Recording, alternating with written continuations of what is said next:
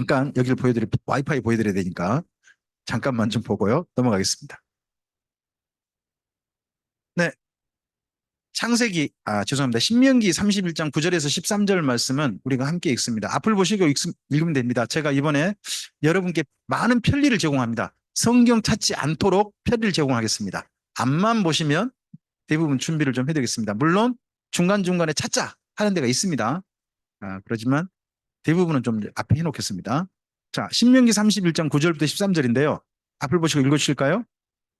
또 모세가 율법을 써서 여호와의 언약궤를 메는 레위 자손 제사장들과 이스라엘 모든 장로에게 주고 모세가 그들에게 명령하여 이르기를 며칠 년 끝에 곧 면전년의 초막절에 온 이스라엘이 내 하나님 여호와 그가 택하신 곳에 모일 때에 이 율법을 낭독하여 온 이스라엘에게 듣게 할지니 곧 백성의 남녀와 어린이와 내 성읍 안에 거류하는 타국인을 모으고 그들에게 듣고 배우고 내 하나님 여호와를 경외하며 이 율법의 모든 말씀을 지켜 행하게 하고 또 너희가 요단을 건너가서 차지할 땅에 거주할 동안에 이 말씀을 알지 못하는 그들에게 자녀에게 듣고 내 하나님 여호와 경외하기를 배우게 할지니라. 방금 읽었던 말씀은 이제 가나안 땅에서 1000년을 살게 됩니다. 이스라엘 민족이. 1000년 사는 동안 7년에 한 번씩은 이거 해달라고 하는 하나님의 부탁이십니다. 7년에 한 번은 꼭 좀 해달라. 그럼 1000년에 1000년 시간 동안 7년에 한 번이면 그래도 몇 번을 하는 거죠? 했다면 아니겠죠. 7년에 한 번이니까. 그죠? 100한 6번? 160번 살짝 안 되는 것 같은데요. 160회 정도? 1000년이니까 7로 나누면 7년에 한 번씩이니까. 그죠? 그런가요? 한 160번 정도 한 번 했다는 거죠. 근데 그 사이에 1000년 동안에 마지막 에스라 성경 강좌 한 번 기록만 있고 기록이 없어요. 그래서 1000년에 한 번 했다는 이야기가 결국 되고 말 겁니다. 근데 이걸 했다면 하나님께서 너희가 이스라엘 민족이 가나안 땅에서 하나님의 백성답게 살 수 있을 것이다 하시는 소원이었다는 거죠. 근데 그 가운데 왜 이걸 해야 되느냐 하는 걸 이렇게 이야기합니다. 한번 정리를 해볼까요? 이걸 간단히 정리하면 전체가 이렇게 정리할 수 있을 겁니다. 첫째 뭐라고요? 잘 들으라는 겁니다. 지금 우리는 읽을 수 있죠. 우리나라에 글을 읽을 줄 모르는 분이 이제는 거의 드물죠. 근데 이때 이스라엘 민족이 출애굽했을 때 글을 읽을 줄 아는 사람은 극히 드물었습니다.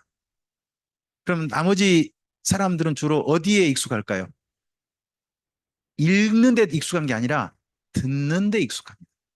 그래서 이 때문에 신약 성경에 나온 표현이 있습니다. 믿음은 들음에서 난다는 말씀이 다른 게 아닙니다. 읽을 줄 몰라요. 그러니까 방을 붙였는데 그게 그림인 거죠, 그냥. 글자로 알아듣는 게 아니라 그림인 거예요. 누가 읽어줘야 돼요. 그래서 우리나라도 예전에 방을 붙일 때 있잖아요. 반드시 붙이고 난 다음에 읽어줬대요. 모르니까, 글자를 모르니까 읽어줘야 했대요. 여기도 하나님께서 문서를 남겨요. 근데 문서가 그러면 누구의 전유물이 되겠어요? 글을 읽을 수 있는 극히 일부 계층의 전유물이 되는 거예요. 그들이 안 읽어주면요. 백성들은 몰라요. 그러다 보니까 이스라엘 민족의 천년 종교 생활이 어떻게 되냐 그러면요. 성경을 중심한 종교 생활이 아니에요. 이스라엘 민족의 종교 생활 다 뭐냐? 성전 제사 중심이에요. 자기 직접 행동하는 거 있잖아요. 이것 중심이지 말씀을 듣고 읽고 그 말씀을 실천하는 그쪽 중심이 아니란 말이에요. 근데 하나님께서 이걸 부탁을 한 거죠. 제발 이 문서를 성경 문서를 글을 아는 일부 계층의 전유물로 삼지 말고 백성들의 모든 사람들 혜택을 받게 해라. 그래서 백성들이 다 듣고 알아들어서 그러면 말만 해주면 읽어주면 다 안다면요. 사실은 선생님이 필요가 하지 않아요. 근데 이 본문 내용에 보면 뭐가 필요합니까? 뭐가 있냐 그러면 가르치라는 말이 들어있습니다. 읽어줘도 다 알지 못할 수 있다는 거죠. 그러니까 배우는 게 필요합니다. 그래서 배우기가 있습니다. 그러면 성경을 듣고 배워서 뭐 하라는 걸까요? 자, 한번 여쭤보겠습니다. 제사의 마지막 목적은 뭐예요? 제사의 최종 목적. 구약 제사의 최종 목적은요, 화목이라고 해요. 제사의 맨 마지막은 화목이 화목. 누구랑 사이가 좋아지는 것. 하나님과 사이가 좋아지는 게 제사의 최종 목적이에요. 최종 목적지예요. 그러면 말씀을 듣는 목적지는 뭐예요? 말씀 듣는 목적지는요, 배우기 다음이에요. 뭐로 돼 있죠? 다른 말로 뭐죠? 하나님을 사랑하는 거예요. 그러니까 하나님과 사이가 좋아지는 게 아니라 삶 속에서 하나님과 사랑하며 사는 삶. 이걸 위해서 뭐가 필요해요? 성경이 필요한 거예요. 우리 예배를 통해서 하나님과 사이가 좋아질 수 있어요. 그럼 사이가 좋아지고서 일상생활에서 하나님과 좋게 살려면 그분을 사랑하며 사는 거죠. 그래서 사랑하며 살기 위해 성경을 배워야 돼요. 그래서 성경 배우는 목적은 다른 데 있지 않습니다. 뭐라고요? 경외함이 있습니다. 에스라 성경 강좌에 참석하시면 뭐 성경을 잘못 알았던 것도 우리가 좀 정리할 수 있어요. 성경 미처 몰랐던 것도 깨닫게 되기도 해요. 그리고 좀 정리가 그동안은 좀 뒤죽박죽이었는데 정리가 안 됐던 것이 질서 있게 정리가 되기도 해요. 뿐만 아니라 성경 66권 전체 스토리가 큰 강이 내 머릿속에서 강이 흘러버려요. 진리의 강이. 아, 하나님의 스토리가 이렇게 진행되는구나 하는 것도 보여요. 근데 이걸 위해서 모이신 게 아니에요. 이건 주변적인 효과고 진짜 목적은 하나님을 사랑하게 되시는 거예요. 성경을 배우는 모든 목적은 잊어버리시면 안 돼요. 하나님을 진실하게 사랑하기 위해서 우리가 성경을 배우는 것이지 이걸 잊어버리면 자칫하면 나하고 생각이 다르고 나보다 조금 좀 미처 생각이 좀 부족하시다. 이해가 좀 부족하시다. 그러면 계층을 지게 만들어버려요. 내가 알고 있는 지식이 도리어. 그래서 경외라가 정말 중요하다는 거예요. 경외. 그러면 경외함으로 그 다음 뭐 해야 돼요? 지켜야 돼요. 그러면 여쭤볼게요. 말씀을요, 하나님을 경외하지 않고도 지킬 수 있나요? 하나님을 사랑하지 않고도 말씀을 지킬 수 있어요, 없어요? 있다는 걸 증명했어요, 바리새인들이. 바리새인들은 자기 욕심을 위해서, 자기를 드러내기 위해서 말씀을 지켰어요. 하나님을 사랑해서가 아니에요. 그러면 하나님을 사랑하지 않고도 뭐 할 수 있다는 거죠? 말씀 지킬 수 있다는 거예요. 여러분, 예배 열심히 드리래요. 헌금 열심히 하래요. 헌금 열심히 하는 이유가 뭐예요? 우리가 헌금을 열심히 해야 될 이유를 어떻게 배우셨죠? 결국 누구한테 좋은 일인 거예요? 헌금 열심히 하면 누구한테 좋대요? 나 아니요, 나? 예배 열심히 하면, 기도 열심히 하면 누구한테 좋은 일이 있어요? 나잖아요. 그래서 신앙생활은 누구를 위해서 해요? 이 말이 성경에서 진짜 위험한 말이거든요. 신앙생활을 나를 위해서 한단 말은 진짜 위험한 말이에요. 신앙이라는 말이요. 믿을 신의 우러를 앙이에요. 누구를 대상으로 하죠? 하나님을 대상으로 하잖아요. 근데 신앙을 나를 위해서 한다? 그럼 내가 뭐가 돼요? 내가 믿을 대상이 되고 내가 우러를 대상이 되고 내가 뭐가 되고 말아요? 하나님을 이용해서 내 욕심, 내 욕구, 내 욕망을 채워가는 자칫하면 이걸 하기 위해서 예배 열심히 하고 기도 열심히 드리고 그리고 헌금도 열심히 하고 해서 나한테 좋은 있기를 바랄 수도 있다는 거예요. 사실 이렇게 유도하는 부흥회를 제가 많이 참석했죠. 여러분 참석했는지 모르지만 저는 많이 참석했었죠. 말씀을 하나님 사랑하지 않고도 지킬 수 있다는 거예요. 그러니까 성경은 반드시 말씀 지키기 전에 전제 조건, 우리 안에 정말 중요한 반응으로 뭘 전제하는 거예요? 하나님을 경외함이 우선돼야 한다는 거예요. 경외함 없이도 말씀 어쩌든지 할 수 있으니까 경외함을 우선해서 그다음 말씀을 지키는 삶으로 가야 한다는 거죠. 그래서 그렇게 되면 이 삶을 다른 사람한테 전하게 돼요. 나만 아니라 이 행복한 삶을 다른 사람도 이 삶을 지키도록 초대하게 되겠죠. 그걸 우리가 뭐라고 해요? 전도라고 해요. 구약 성경에서는 전도란 말 대신 뭐라고 할까요?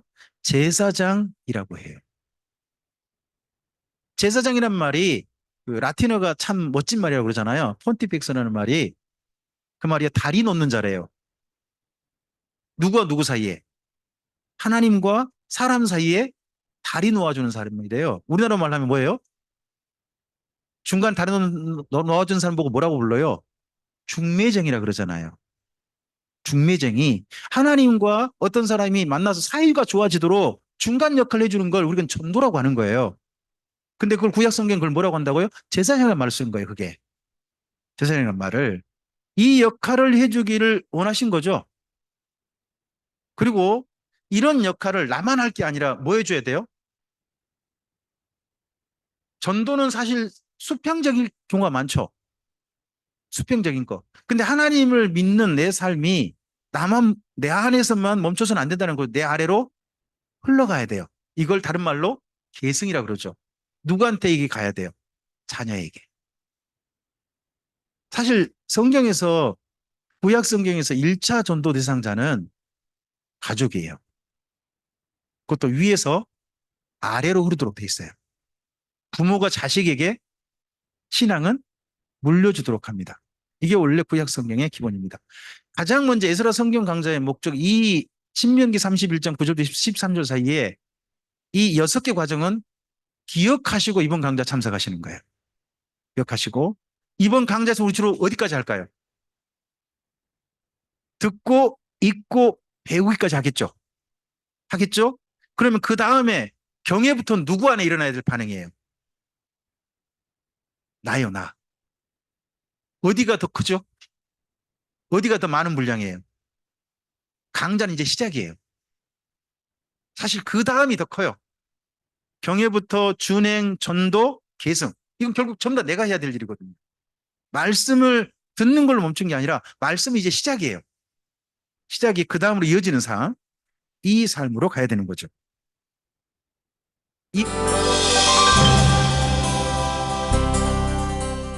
이분의 등장을 너무 거창하게 해놨네요.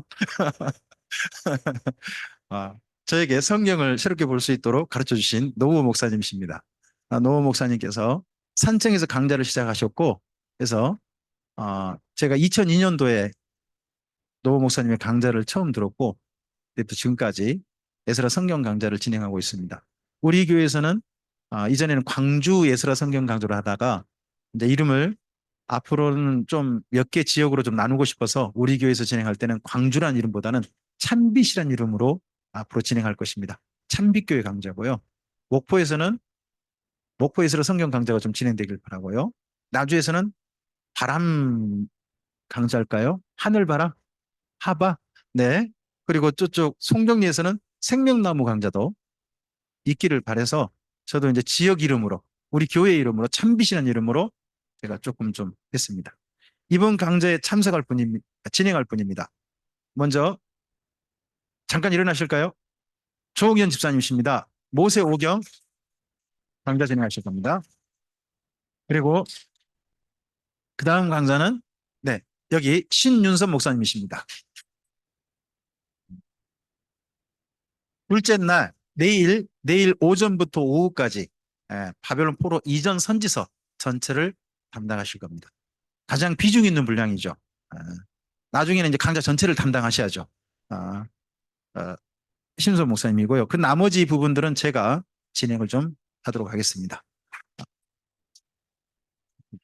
잘 부탁드립니다. 많이 빛나더라도 눈부시하지 마시고 함께 즐겁게 해주시기 바랍니다.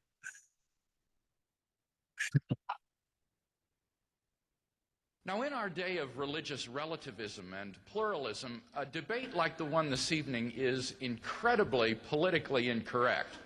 All religions are supposed to be equally true, right? So what's the fuss all about? Well, the answer to that question, it seems to me, is that religious relativism, which is almost unthinkingly accepted by a great many students today, may not be true after all. It seems to me that religious relativism is, in fact, logically inconsistent and therefore cannot be true. The world's religions conceive of God or gods in so many contradictory ways that they cannot all be true. In particular, and I'm sure Dr. Badawi would agree with me here, the concept of God in Islam and Christianity is so different in crucial respects that both religions cannot be right. For example, Christians believe that God is tri-personal, that the second person of the Trinity took to himself a human nature, that Jesus of Nazareth was therefore both man and God, that in his human nature he died to pay the death penalty of sin that you and I deserved, but that God raised him from the dead, thereby showing his sacrificial death to be effective. Muslims deny all these things. We cannot both be right. We could both be wrong. Maybe it's the Buddhists who are right. But we can't both be correct. Thus, every one of us, whether Christian, Muslim, Buddhist, Hindu, atheist, agnostic, or what have you, needs to ask himself what reasons we have for thinking our persuasion to be true. Otherwise, we run the risk of being self-deluded. 이분이 윌리엄 크레이크라는 분이죠. 이분의 이야기가 제게 굉장히 마음에 좀 와닿습니다. 내가 믿고 내가 지금 신앙하고 있는 이것이 진짜 사실이냐, 사실에 근거해서 내가 지금 내 신념을 따라 살고 있느냐 하는 건 정말 중요하다는 거죠. 뭐 앞서서 종교다원주의, 종교 상대주의라고 표현했습니다만 우리 우리나라에서는 종교다원주의라는 표현을 하죠. 이런 표현들이 결코 옳지 않다 하는 이야기를 이분은 했습니다. 무신론과 유신론이 함께 할 수는 없는 거잖아요. 그러다가 다양한 우리 각자의 신념이 있습니다. 제가 좋아하는 분 중에 무신론자도 있습니다. 제가 싫어하는 분 중에 하나님 믿는 사람도 있습니다. 이게 참 괴로운 건데, 하지만 적어도 내가 믿고 있는 신앙이라는 것이 정말 사실에 근거한 거냐 하는 것은 반드시 살펴봐야 됩니다.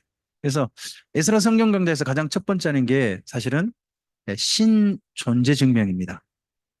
우리가 성경을 배우는 게요, 하나님이란 분이 계시지 않는다면 진짜 쓰잘데기 없는 짓거리죠.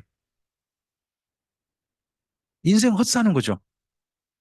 헛짓거리 하다가 평생 속고 살다가 죽어보니까 내가 평생 속고 살았네 하고 후회할 수 있는 것이 신앙생활일 수 있거든요. 그래서 하나님이 정말 계신가 하는 부분은 가장 먼저 중요한 부분입니다. 이분의 얘기 하나 좀 더 보겠습니다. 신론자와 Taken together with a reason 생각이 why 들 people 겁니다. believe, desperate to believe, together with the fact that you don't need 피터 actually a 아킨이라는 God, 분인데요. in a sense, 무신론자입니다. amounts to an argument against the existence of God. Well, I guess I don't see that. I mean, why doesn't that commit the genetic fallacy of trying to say that by explaining how a belief originates, you thereby show the belief to be false? Even if it were true that belief in the existence of God were the product of fear and anxiety and so forth, which I don't for a minute admit, but even if it were, that's simply a genetic fallacy to say that because that's the way the belief originates, that therefore the belief is false. But that's only one half of the argument. I'm not saying that that alone is adequate, and I'm not saying that the fact that science can account for everything, it alone is also adequate. But taken together, the fact that science is omnipotent, and the fact that I can understand why people like you desperately want to believe in God. That is an argument against the existence of But God. two fallacious arguments put together don't make a sound argument, right? They are, but But- do you deny that science cannot account for everything? Yes, I do deny that science... So what can't it account for? Well, had you brought that up in the debate, I had a number of examples that I was going to give. I think there are a good number of things that cannot be scientifically proven, but that we're all rational to accept. Let me list five. Logical and mathematical truths cannot be proven by science. Science presupposes logic and math, so that to try to prove them... 이 말이 저는 사실 이해를 잘 안 돼요. 제가 이과 계통이 아니거든요. 근데 과학 이전에 수학과 논리가 먼저래요. 수학과 논리를 가지고 그 다음에 이뤄낸 것이 과학이라고 그런다 그러더라고요. 맞나요? 이과 계통 분들이 거기를 끄덕끄덕 하셨어요. 특히 여기 굉장히 유명한 이과 계통 박사님께서 지금 거기를 끄덕끄덕 하셨기 때문에 제가 받아들일게요. 예. 하여튼 이분은 그렇게 얘기하시더라고요. by science would be arguing in a circle. Metaphysical truths like there are other minds other than my own, or that the external world is real, or that the past was not created 5 minutes ago with an appearance of age, are rational beliefs that cannot be scientifically proven. Ethical beliefs about statements of value are not accessible by the scientific method. You can't show by science whether the Nazi scientists in the camps did anything evil as opposed to the scientists in Western democracies. Aesthetic judgments, number 4, cannot be accessed by the scientific method because the beautiful, like the good, cannot be scientifically proven. And finally, most remarkably, would be science itself. Science cannot be justified by the scientific method. Science is permeated with unprovable assumptions. For example, in the special theory of relativity, the whole theory hinges on the assumption that the speed of light is constant in a one-way direction between any 2 points A and B. But that strictly cannot be proven. We simply have to assume that in order to hold to the theory. But you're missing the whole... So put that in your pipe and smoke it. Yeah, all right, okay. Yeah. So we are, none of these beliefs can be scientifically proven, and yet they are accepted by all of us, and we're... 그러니까 우리가 믿고 우리가 또 사실로 받아들인 게 사실은요. 사실이 아니라 믿음이란 걸로 받아들인 것도 많다는 거죠. 방금 상대성 이론 같은 경우도 일정 거리 사이의 빛의 속도는 일정하다 하는 것이 전제라는 거죠. 근데 증명되지는 않은 거죠. 그냥 그렇게 전제한 거죠. 전제한 건데 빛의 속도가 실제 다룰 수 있다 하는 것들을 요즘 상당히 과학계에서 또 인정하는 분위기인가 봐요. 그러니까 사실 어떤 전제하는 걸 그 받아들이는 거 믿음이잖아요. 우리도 성경도 어떤 거죠? 하나님이 계신다. 분명히 계신다라고 하는 전제 있죠, 전제. 거기서 우리가 받아들이고 있거든요. 하나님을 그럼 우리가 받아들일 수 있는, 정말 계신가를 받아들일 수 있는가를 그동안 여러 신학자들이라든지 학자들이 많이 고민해서 좀 정리한 게 있습니다. 첫째, 1번 좀 앞을 보시고 읽어주실까요? 네, 이 질서가 있다면 누군가가 이건 작품이다. 그냥 스스로 있는 존재가 아니라 스스로 이렇게 된 게 아니라 누군가의 이 모든 지구라는 또 우주라는 모든 세계는 누군가의 작품이다 하는 입장으로 봐야 한다는 거죠. 두 번째요. 네, 우리 몸속에도 디자인이 들어있죠. 중요한 디자인이 뭔가요? DNA라 그러죠. 저는 DNA가 저희 김씨 집안과 저희 어머니 집안을 통해서 왔어요. 한쪽은 김해 김씨고 한쪽은 김영 김씨예요. 근데 김해 김씨는 머리가 빡빡하세요. 근데 김영 김씨, 제 할아버지, 제 외삼촌들께서 너무 빛나세요. 저도 앞으로 더 빛날 게 충분히 예상이 되죠. 왜요? 그 DNA가 저한테 설계도가 디자인이 저한테 온 거죠. 저는 그래서 굳이 제 머리를 빡빡이 할 생각이 없어요. 이렇게 한다면 이걸 멋지게 유용하면 되지. 뭐 굳이 뭐 빡빡해야. 대신에 저희 김씨 집안에서는, 김해 김씨 집안에서는 대신에 암으로 굉장히 많이 돌아가셨어요. 간암, 위암, 폐암, 암으로 돌아가셨어요. 그러면 그쪽이 뭔가 약하다고 하는 디자인이 저한테도 와 있겠죠. 와 있겠죠. 그럼 그걸 감안하고 제 몸을 생각해야 될 것 같아요. 이게 뭔가의 디자인이죠. 이 디자인을 가장 먼저 누가 만들었냐는 거죠. 디자인. 디자인 한의가 있다 하는 거. 그 다음에 세 번째요. 인간에게 독특한 게 있다는 거죠. 심지어 진화론자가 이런 말 하는 걸 제가 들었습니다. 인간에게 독특한 진화의 그 산물이 있는데 그게 양심이라는 걸, 진화가 돼서 이게 양심이 나타났다라고 이야기를 하더라고요. 제가 그 이야기를 하고 제가 듣고서 피식 웃긴 했는데 굉장히 제가 좋아하는 그 무신론자예요. 유시민 씨라고. 그분이 알쓸신잡에서 했던 이야기거든요. 제가 그때 이야기 듣고 전 피식 웃었어요. 그것도 진화가 됐다니. 참 대단하다. 그렇게 생각하신다니. 하여튼 그분은 그렇게 생각한대요. 근데 저는 사람에게 양심과 윤리가 있게 된 게 맨 처음 하나님께 주신 하나님의 형상이라고 믿습니다. 하나님의 성품. 그거라고 믿습니다. 이걸 주신 분이. 네 번째입니다. 아름다움과 사람들에게 있는 독특한 게 있다는 거죠. 미학. 아름다움을 보는 눈이 있더라는 거예요. 저는 우리 집 강아지하고 함께 산책을 자주 갑니다. 아침하고 저녁에요. 주로 갑니다. 가면 아침에 바라보는 풍경과 저녁 때 바라보는 풍경이 너무 멋있어요. 그래서 제가 가끔씩 가다가 저희 집 보리를, 강아지 이름이 보리거든요. 보리를 옆에 앉히고 쓰다듬으면서 보리야, 멋있지 않니? 하고 보면 이 녀석은 빨리 제가 움직이기만 바라고 제가 느끼는 그 아름다움을 못 느끼는 거예요. 너무 좀 아쉬워요. 너무 아쉬워요. 아름다움을 느낄 수 있는 게 인간이 독특하다는 거죠. 여러분 나름대로 외모가 아름다우시잖아요. 근데 보면 저는 또 아름다움 이런 데서 느껴보게 됐거든요. 우리 교회 권사님께서 지금 교회를 못 나오세요. 최동익 권사님 분인데요. 근데 그분을 전에 모시러 갈 때 가는 길 코스가 있어요. 코스에서 외곽순환도로 벗어나서 시내도로 들어가는 그곳에 늘 마주친 분이 있었어요. 그 시간이면. 한 연세 많은 할아버지하고 또 연세 많은 할머니가 두 분이 나란히 걷는 것도 아니고 할아버지가 앞에 걸으시고 할머니는 뒤에 걸으세요. 늘 그곳 정도에서 만나요. 근데 두 분 다 정장 입으시고 할아버지는 뒷짐지고 가시고 할머니는 손을 앞으로 해서 가시는데 두 분, 특히 할머니 손에 꼭 있는 게 보여요. 성경책을 딱 안고 두 분이 아침에 어떤 교회인지 모르지만 예배드리고 가시는 그 풍경을 보고 제가 느낀 감정은요. 너무 아름답다. 나도 나이 들면 이렇게 되고 싶다. 언젠가 저도 은퇴를 하고 난 다음에 살아있다면 뭐 집사람과 둘이 나란히 어느 교회를 가고 예배를 드려가는 풍경이 이렇게 아름다운 모습이었으면 좋겠다. 나이가 들어도 뭐 하더라는 거예요? 아름답다. 인간에게는 그런 아름다움을 느끼는 독특한 감각이 있다는 거죠. 창세기 1장에서 하나님께 천지를 창조하시고 뭐라고 하십니까? 보시기에 좋았더라. 그게 우리에게 주어진 거죠. 우리에게 주어진 거죠. 그다음에 다섯 번째입니다. 이 천지 만물에 뭐가 있더라? 존재 이유가 있더라 하는 거고요. 그다음에 누구를 보면요. 사람을 보라고 합니다.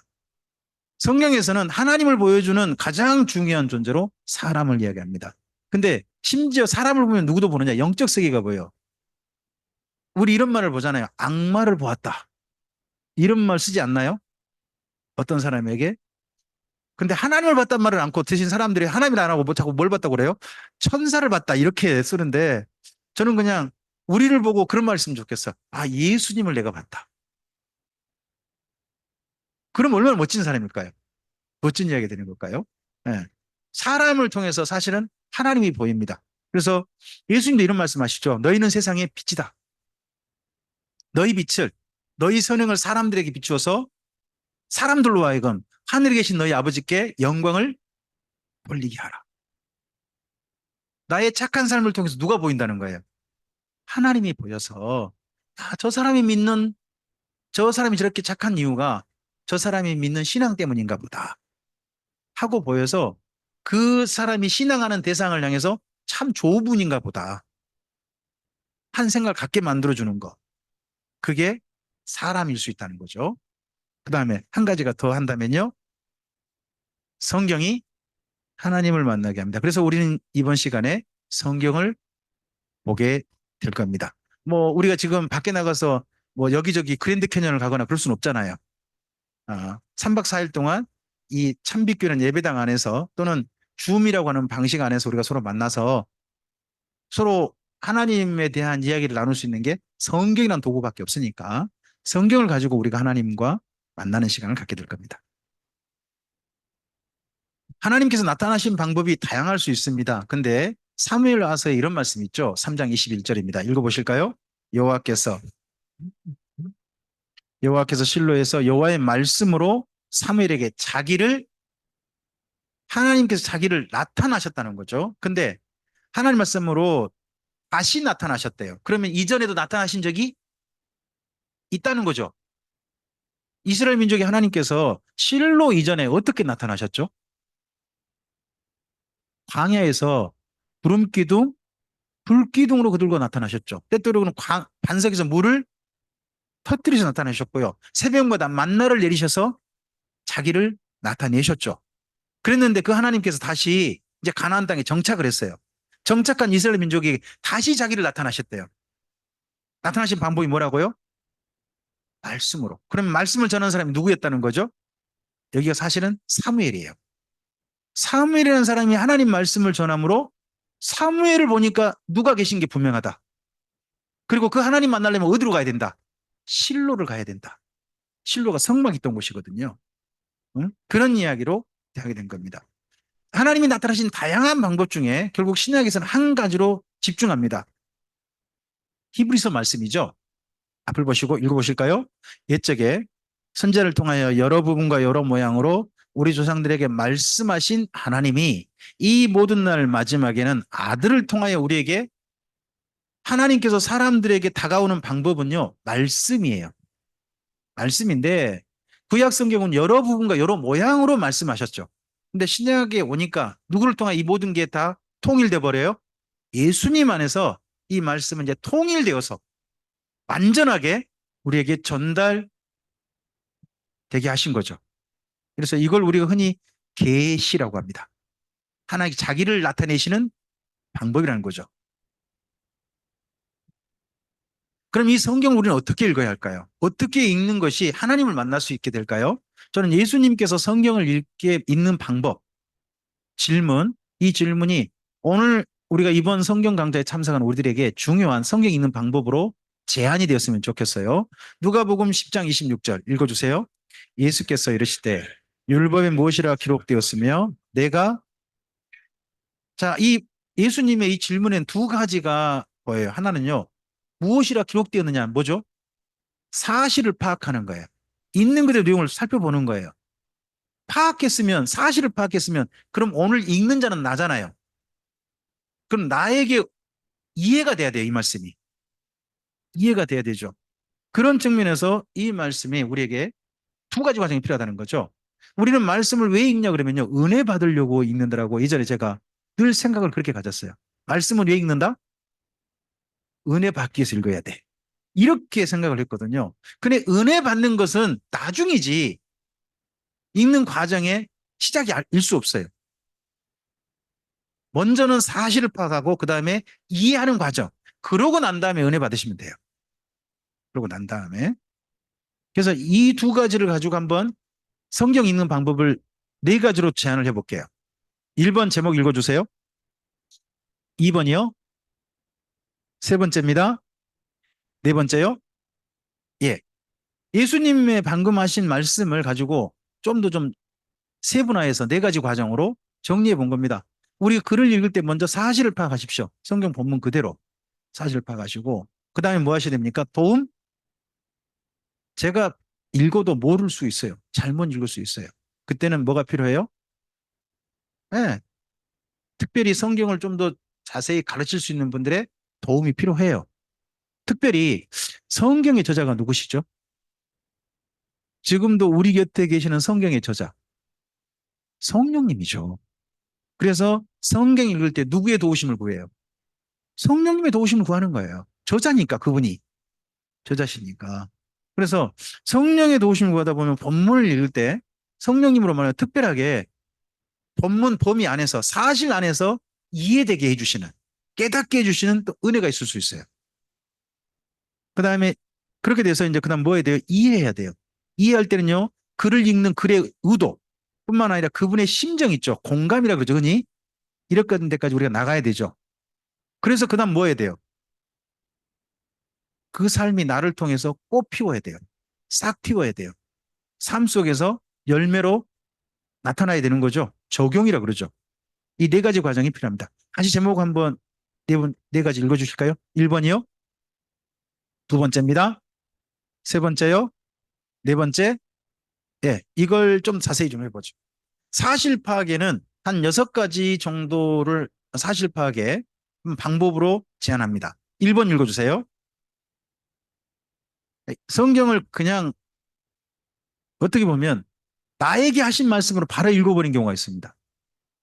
그러지 마시고 성경 말씀 7화 원칙을 따라 해보시라는 겁니다. 두 번째 읽어주세요. 일부만 읽지 마시고 다 정확히 읽으시라는 거예요. 제가 어제 우리 교회에서도 그 본문을 사용했는데 우리 익숙한 본문이죠. 항상 기뻐하라. 쉬지 말고 기도하라. 범사에 감사하라. 이는 그리스도 예수 안에서 너희를 향하신 하나님의 뜻이니라. 우리는 이 말씀 익숙하죠. 이 말씀 가지고 우리는 뭐 하죠? 나의 개인 경건 생활, 나의 개인 신앙 생활을 좀 더 아름답게 하려고 노력을 해요. 근데 그 본문들하고 보면 그 앞서서 15절을 보면 누구를 만나든지, 예? 누구를 만나든지 첫째, 항상 선을 따르라. 두 번째요, 항상 기뻐하라. 세 번째, 쉬지 말고 기도하라. 범사에 감사하라. 이는 그리스도 안에서 너희를 향하신 하나님 뜻이라고 되어 있어요. 그럼 이건 뭐가 되냐 그러면 3대 원칙이 아니고요. 4대 원칙이 되고요. 그것도 뭐냐? 인간관계 4대 원칙이 돼요. 15절부터 읽어보면 내 개인 경건 관리가 아니고 사람들 만날 때 이 네 가지를 늘 고려해서 만나라는 거예요. 우리 만남이 어떤 만남이 돼야 돼요? 첫 번째요, 선을 따르는 만남이 돼야 돼요. 선을 이루는 만남이야죠. 악을 이루는 만남 되면 돼요? 안 돼요? 곤란하잖아요. 선을 따라야 되고요. 그죠? 이 모임을 위해서 기쁨으로 만나세요. 우리 만남은 우연이 아니라면 우리 서로 만날 때 기뻐하면서 만나면 얼마나 좋습니까? 아, 옆에 계신 분께 한번 좀 말씀 해 주시겠습니까? 저를 보시니 기쁘지 않으십니까?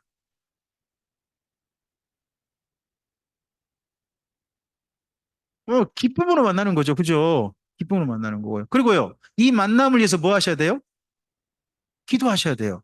이 만남이 하나님의 선한 도구가 되도록 기도하셔야 되는 거죠.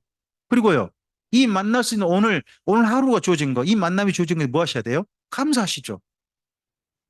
이게 인간관계 4대 원칙으로 내 개인 건건이 아니라 인간관계 4대 원칙인데 우리는 이걸 일부만 읽어가지고 뭘로 해버렸어요?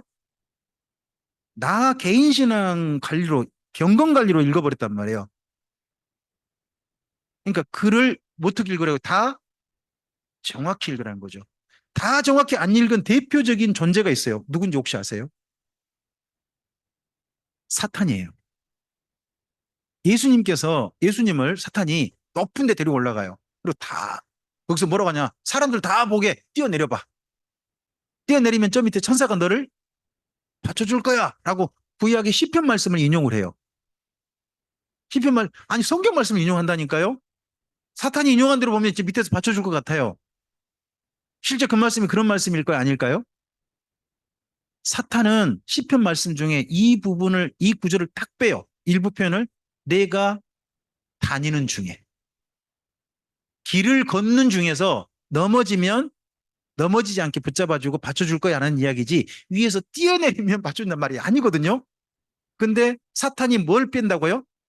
내가 길을 가는 중에, 이 표현을 싹 빼가지고 본문을 인용하는 거예요. 우리가 자칫하면 이런 오해가 될 수 있어요. 여러분, 혹시 이 말씀 익숙하지 않으세요? 나더러 주여 주여 하는 자마다 다 천국에 들어갈 것이 아니요 아버지 뜻대로 행하는 자라야 천국에 간다 그러잖아요. 그럼 천국에는 누가 가요? 대부분 다 그러시면 아버지 뜻대로 행한다고 그래요. 맞아요. 근데 앞에 전제가 있어요. 주여 주여 하는 자가 다 들어가지 않는다는 그러잖아요. 그럼 첫째 조건이 뭐예요? 먼저 주님을 주님으로 하는 거예요. 그런 사람에서 그다음 뭐예요? 아버지 뜻대로 두 개가 함께 돼 있지 뒷부분만 있는 거 아니거든요. 글리길 이상하게 읽으세요. 두 개가 함께 있어요. 예수님을 주님이라 고백하면서 아버지 뜻대로 행하는 사람, 이 사람이 천국 간다는 두 가지가 함께 있단 말이죠. 그러니까 글을 읽을 때는 문장을 다 정확하게 똑바로 읽으셔야지, 내가 읽고 싶은 것만 읽다 보면 고집이 되어버릴 수 있어요. 고집. 그 다음에 세 번째입니다. 어떻게 읽자고요? 크게 읽자는 거예요. 일부분만 이건 다 정확히 여러 개를 읽어보라는 거예요. 한 군데를 좀 제시해 볼게요. 여러분, 과부가 두렙돈 헌금 드린 사건 성경에 기록돼 있죠. 마태, 마가, 누가복음 공이 기록돼 있어요. 성전에서 부자들이 많은 헌금을 하는데 과부는 겨우 두렙돈 바쳤다는 거예요. 그 두렙돈 바치니까 예수님 뭐라고 그러시죠? 이 과부는 자기 하루 생활비 전부를 다 넣었다는 거예요. 예수님이 이 말씀이 칭찬 맞죠? 아닙니다. 그럴 수가 없습니다. 이 본문을 앞뒤를 쭉 크게 읽어보면 먼저 예수님께서요, 성전에 이런 질문을 받습니다. 누가 당신한테 이런 권위를 주었소? 그 질문한 사람들을 무색하게 만듭니다. 그리고는 그 질문한 사람들 향해서 예수님이 이렇게 말씀합니다. 화 있을진저 바리새인들이여 합니다. 그러고 난 다음에 과부 이야기가 딱 들어있고요. 그러고 난 다음에 제자들이 이 성전은 멋지지 않습니까? 하는 이야기가 연결됩니다. 그때 예수님이 뭐라고 그러십니까? 돌 위에 돌아 남지 않고 아무래도 이 이야기 스토리지 않습니까? 흐름 속에 이 과부 두렵던 헌금 이야기가 있어요. 이야기 중 분위기가 굉장히 안 좋은 분위기죠. 그럼 과부 두렵던 그런 가운데 특별히 괜찮은 이야기냐? 그게 아니고요. 사실은 그 성전 제도를 만든 사람들, 제도가 그렇게 되도록 만든 사람들이 누구예요? 예수님 같은 분들이 성전에 가르치지도 못하고 함부로 다니지도 못하고 과부가 거기에서 기도하러 들어가는데 헌금을 꼭 해야 기도할 수밖에 없는 그런 제도를 만든 사람들이 누구예요? 그 성전을 현재 주인 노릇하고 있는 바리새인과 사두개인이란 말이에요. 그 성전은 예수님께서 뭐라고 선포하셔 버려요? 돌 위에 돌아 남지 않고 다 무너진다 그러죠. 그러면 그 두 랩돈 바치는 과부가요. 사실은 하루 생활비라 그러잖아요. 하루 생활비 갖고 두 랩돈 갖고 뭘 할 수 있을까요? 여러분이라면 빵 한 개 살 수 있대요. 그럼 과부는 두 랩돈 갖고 하루 한 끼니 먹는 사람이에요. 그날 하루 한 끼니 먹는 걸 포기한 여인인 거예요. 뭐 하고 싶어서? 여인의 뜰에 들어가서 기도하고 싶어서. 여인의 뜰에 그 당시에 가면요. 헌금하라고 네 7군데인가 헌금함이 있대요. 헌금 안 하고는 기도를 못하게 만들어 놓은 거예요, 그냥. 기도원 가면 그냥 지내고 오면 돼요? 아니면 헌금해야 돼요? 그냥 갔다 온 사람은 기도원의 설립 목적 모르는 사람이에요. 어? 자신 안 왔으면 한 사람이죠. 어. 이런 거 있잖아요. 그런 것처럼 거기 제도 희생양이면 그러니까 예수님께서 과부의 두렵돈 바친 거 보고 하루의 생활비 전부를 넣었단 말은 탄식이에요. 감탄이 아니라 이런 제도로 말미암아 지금 삶이 이렇게 피폐해지고 있는 사람에 대한 탄식이라는 말이죠. 제도의 희생양. 본문을 읽을 때 어떻게 읽어야 한다고요? 우리가 우리 목적 헌금 열심히 바쳐라. 뭐 이런 목적으로 과부들이 자꾸 쓰는데 본문 흐름상엔 그런 얘기가 전혀 아니라는 거죠. 어떻게 읽어보라고요? 크게. 일부만 읽지 말고 전체 앞뒤를 전체를 크게 읽어보시라. 그 다음에 네 번째입니다. 뭐라고요? 강조와 비교 그림 읽기입니다. 유대인들은 그림 언어를 많이 써요. 그림 언어. 구약 성경에 이미 표현되는 그림 언어들이 있어요. 그게 신약 성경까지 이어져요. 그럼 그림 언어는 이미 의미가 돼 있어요. 여러분 우리가 낫 놓고 기억자도 모른다 그러죠. 그럼 낫 그럼 뭐가 떠오르게 만들어요? 글자? 기억이 떠오르게 돼 있잖아요. 그런 것처럼 이스라엘 민족도요. 칼 그래요. 그럼 뭐가 떠올라요? 전쟁이에요. 재앙을 말할 때, 특히 재앙을 말할 때 칼 그러면 뭐라고요? 전쟁. 그게 그림이에요. 그들의 그림. 그림 언어는 그림 언어로 이해하는 거예요. 이미. 그런 것들. 또 이스라엘 민족은 강조가 있어요. 어떤 정말 하고 싶은 이야기를 반복해서 해요. 특히 같은 표현이 비슷한 표현이 3번 나오잖아요. 3번 나오잖아요. 그럼 그 본문 글 쓴 분이 뭐 하는 거예요? 듣는 사람들이 제발 이 본문 좀 자세히 읽어라. 관심 갖고 이 이야기 좀 들으라는 이야기로 강조하고 있는 이야기예요. 그들식의 표현인 거죠.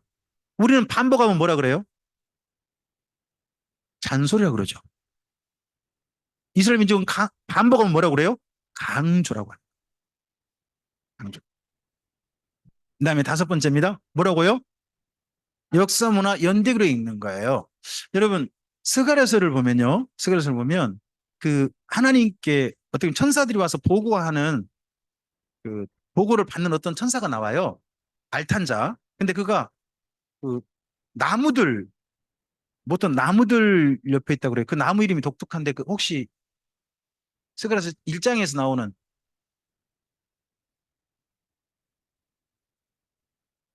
무슨 목이라 그러죠?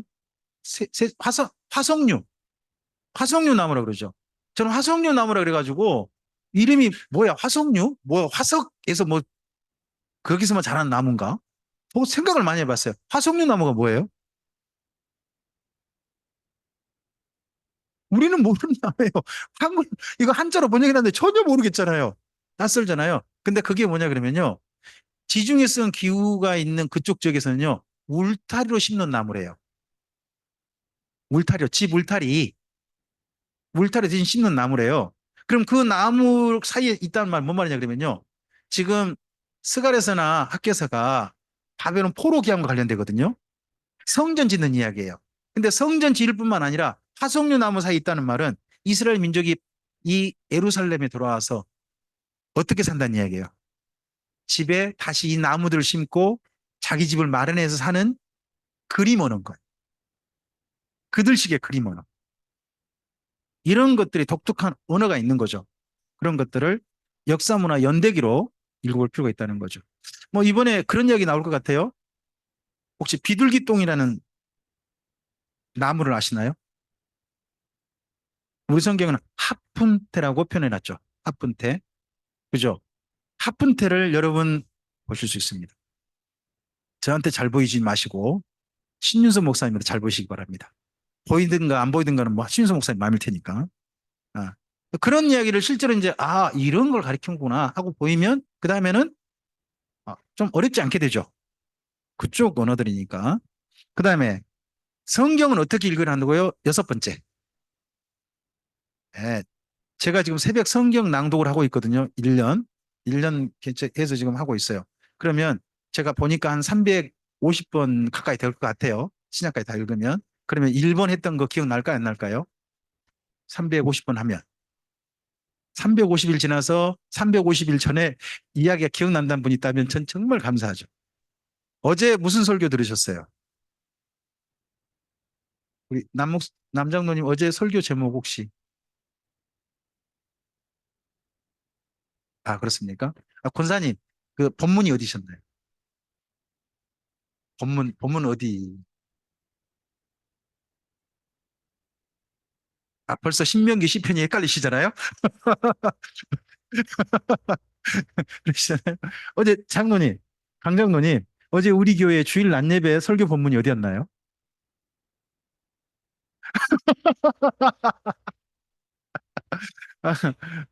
에레미야 45장에서도 49장이었거든요. 거기에서 나왔던 그 대표적인 에레미야와 짝꿍이었던 한 사람 이름 혹시 기억나십니까?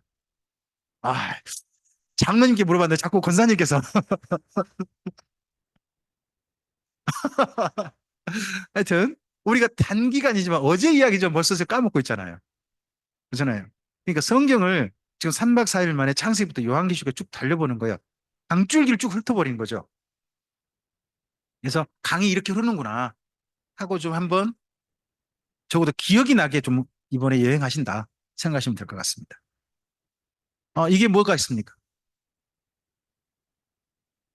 페인트 칠하다가 돌멩이 끼워버린 겁니다. 페인트 칠을 하다가 돌멩이 끼었어요. 이거 뭘까요? 이 화살표에 끼워버린 거예요. 이 화살표는 그럼 어디에 있어요? 자, 우리는 이렇게 봐야 되는데 어디를 볼까요? 여기 돌멩이 끼었네. 거기만 쳐다보고 있는 거예요. 성경을 읽을 때. 전체를 다 봐야 되는데 일부만 보는 그렇게 보도록 우리 성경 읽기를 그렇게 우리 몸에 상당히 가르침 받아가지고 우리의 습관, 루틴이 되어 있어요. 그래서 한 단어에 필이 꽂히려고 그래요. 어떤 단어. 예전에 저도 그 단어에 필이 꽂혀 보려고 했죠. 정말 그 단어를 통해서 주님의 은혜를 만나고 싶었죠. 제가 만나고 싶었던 그 단어는 불이었습니다. 불을 받고 싶었거든요. 우리 교단이 불의 사자를 꿈꾸는 교단입니다. 그러니까 저도 불을 받고 싶었죠. 그래야 목회를 할 수 있다. 성공할 수 있다. 그러다 보니까 한 분 이야기를 읽었습니다. 새벽을 깨우리다는 책을 아십니까? 그 책을 읽어보시면 그분이 감옥에 갇혔을 때 글자를 찾아 읽었답니다.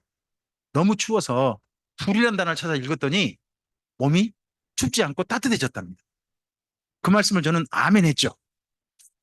그럼 나도 뭐 해야 되겠다.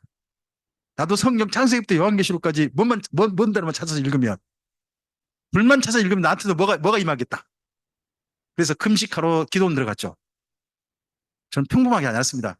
금식하러 여기 여기 저 무등산에 가면 제1금식기도원이 있습니다. 제1금식기도원. 거기 산장 그 깊은 곳에 있거든요. 거기 가서 불만 찾아가지고 밥을 굶어가면서 읽었습니다. 제가 불이 왔을까요, 안 왔을까요? 왔으면 제가 여기 있겠습니까?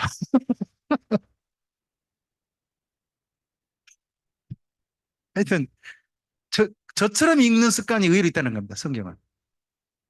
전체를 다 읽어야 되는데 의외로 우리가 필이 꽂힌 단어, 내가 읽고 싶은 단어에 내가 뭔가 보고 싶은 거에만 집중해서 보려고 한다는 거예요. 그러지 마시라는 겁니다. 성경 읽을 때는. 그다음에 두 번째입니다. 성경은 뭘 하셔야 된다고? 결국 도움 받아야 됩니다. 저도 도움 받습니다. 여러분도 도움 받으셔야 되고요. 저는 노 목사님도 도움 받는다고 생각합니다. 수많은 자료들 도움 받습니다. 도움 받고 있습니다. 자, 그래서 첫째는 1번 읽어주실까요? 당연히 성령님 도움 받으셔야 됩니다, 우리가. 두 번째는요? 이번에 저도 그러고, 조홍현 집사님도 그러고, 우리 신윤선 목사님도 마찬가지입니다. 안내자입니다. 그러니까 안내자 역할은 뭐냐? 길을 헤매게 만들면 안 됩니다. 길이 헷갈리게 하면 안 됩니다. 안내자는 적어도 안내받는 분들이 길이 선명하게 좀 남아야 됩니다. 두 분에게 부탁드린 말씀입니다. 제가 지금 저한테를 향한 이야기이기도 하고, 길을 안내하는 사람은 너무 자세하게 보는 게 아니라 길이 분명하게 해줘야 됩니다. 혹시 여러분 그 성지순례나 이쪽에 가이드와 만나서 가이드 부탁을 받아오신 적 있습니까? 제가 아테네 가서 아크로폴리스 올라갈 때 거기 함께 하셨던 가이드께서 이 부탁하셨습니다. 제발 우리 일행에서 따로 떨어지지 마십시오. 첫째, 제가 그 말 지켰을까 안 지켰을까요? 안 지켰죠. 사진 찍으러 여기저기 돌아다니니까 제가 제일 모든 일행으로부터 전 눈총 받았습니다. 그럴만 했죠. 두 번째, 가방은 어떻게 하라고 합니까? 자, 가방을 앞으로 하시면 내 가방, 옆으로 하시면 내 가방도 되고 네 가방도 되고, 뒤로 하면요 그건 네 가방. 그런다는 겁니다. 이 이야기를 듣습니다. 실제 저희가 올라가다가 저희 일행 말고 다른 한 분이 가방을 도둑 맞은 걸 실제 목격했습니다. 그런 사건이 비일비재한 겁니다. 가이드 말은 하나님 말씀처럼 들어야 됩니다. 하여튼 그런 게 있어요. 길을 안내하는 거니까. 길을 안내. 이번에도 길을 안내하는 사람들이 정말 길을 책임감을 가지고 잘 안내해야 되는 거죠. 저도 최선을 다하겠습니다. 그리고 세 번째입니다. 이게 필요합니다. 질문과 토론이 필요합니다. 교회에서 제일 없는 문화입니다. 질문 토론. 근데 이게 필요합니다. 네 번째요. 실제 그러한가 여러분이 직접 이제 성경을 보셔야 됩니다. 제 말은 하나님 말씀이라고 믿어버리면 제가 성경이 돼버립니다.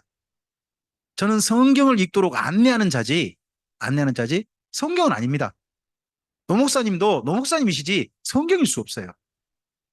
성경을 잘 보도록 안내해 주신 분이신 거죠. 그래서 우리는 성경을 안내하는 사람을 듣고 결국 마지막은 최종적으로 성경으로 돌아가셔야 됩니다. 그래서 저는 이번 성경 강좌가 한 가지 여러분들이 다 있었으면 좋겠습니다.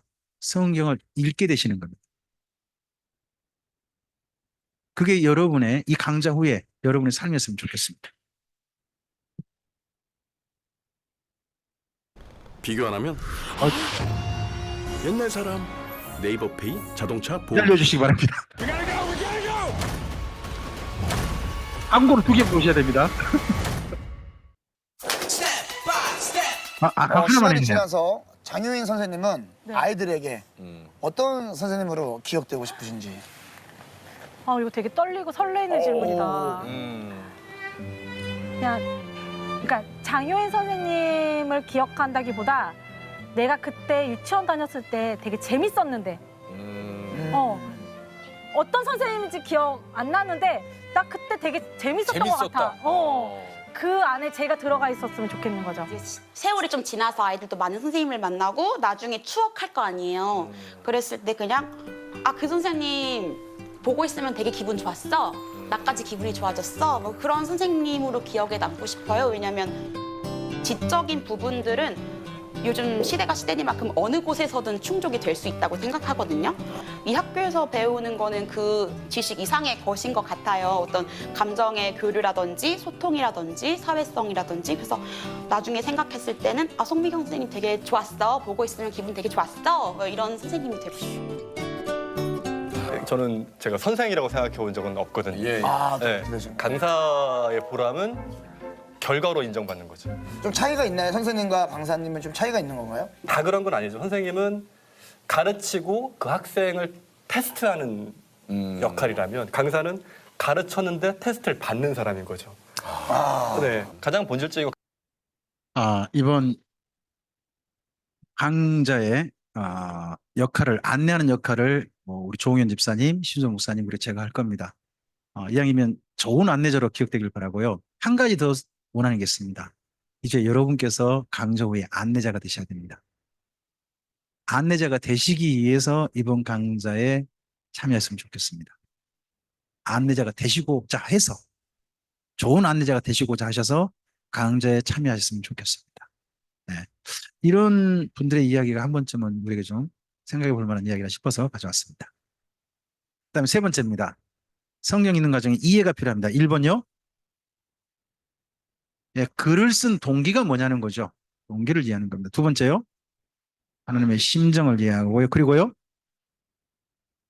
이 세 가지를 요즘 흔히 쓰는 언어로 해보세요.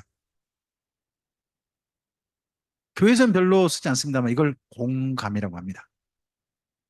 요즘 흔히 쓰는 용어로 제가 한 분 공감이라는 거에 대해서 설명을 한 분 이야기를 좀 가져오겠습니다. 성경 강좌가 뭐라고 생각하세요?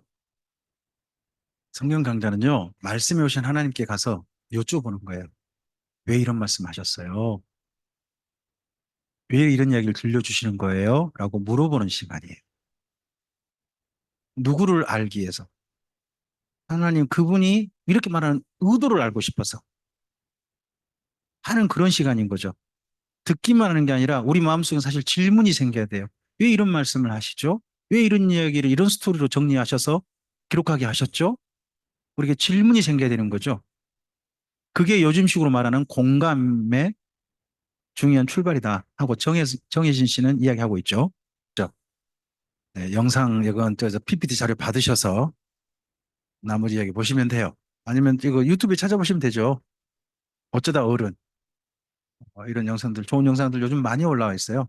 한번 좀 보시고 하시면서 제가 이 이야기를 가져온 것은 우리가 하나님이라는 분, 성경을에서 우리가 누구의 이야기를 듣는 거냐 그러면 사람들 이야기지만 사실은 사람들 이야기를 통해서 우리에게 말씀해 오시는 하나님의 이야기를 듣는 거잖아요. 하나님이라는 분을 우리가 만나는 방법이 그분의 의도, 말씀하신 의도를 안다는 그런 측면도 있지만 저는 사실은 그분과 감정까지 통하는 것이 제대로 그분의 이야기를 읽는 거라고 생각해요. 제가 산청에서 에스라 성경 강좌를 듣다가 제일 정말 마음 아팠던 게 한 번도 제가 하나님이란 분을 신앙한다고 하면서 하나님의 그 아픈 마음을 느껴본다? 이런 생각을 안 해본 것 같아요. 하나님도 우신다? 하나님도 다 때려치고 싶으시다? 이런 생각을 하셨다는 거에 대해서 받아들이려고 알아보려고 생각해 보려고 했던 게 한 번도 없었던 것 같아요. 그냥 하나님은 항상 어떤 분, 나한테 뭔가 좋은 일을 해주셔야 되는 분.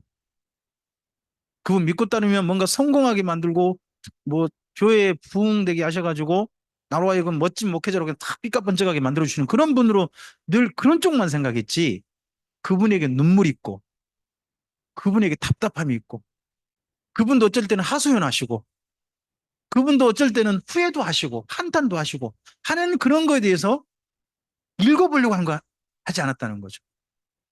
마치 꼭 제가 제 아내에게 하는 것처럼. 여러분 남편과 아내 중에 T하고 F가 있다면서요 요즘요. 아내는 F인데 남편이 T면 되게 문제라면서요. 그런가요? 제가 대표적인 제 아내에게 T예요. 분명히 보면 제 아내가 나중에 저도 후회 많이 해요. 아내가 분명히 보면 그냥 너무 힘들어 짜증난 거예요. 짜증나면 그때 뭘 해줘야 돼요? 제가 배운 게 한 가지 있어요. 말을 하면 안 된다. 제가 한 가지 배웠어요. 말을 하면 안 된다. 대신 뭐 해주면 된다? 눈치 봐갖고 제가 뭔가 도와줄 수 있으면 슬그머니 살짝 도와주거나 그렇게 해야 된다라고 배웠어요. 근데 뭔가 짜증내고 하잖아요. 그럼 제가 이불을 딱 열어서 뭔 말을 주로 많이 할까요? 해결책을 이야기해요. 왜 그렇게 하냐? 이렇게 해봐라. 그럼 제 아내는 그때 제 그 말을 듣는 순간 더 어쩔까요?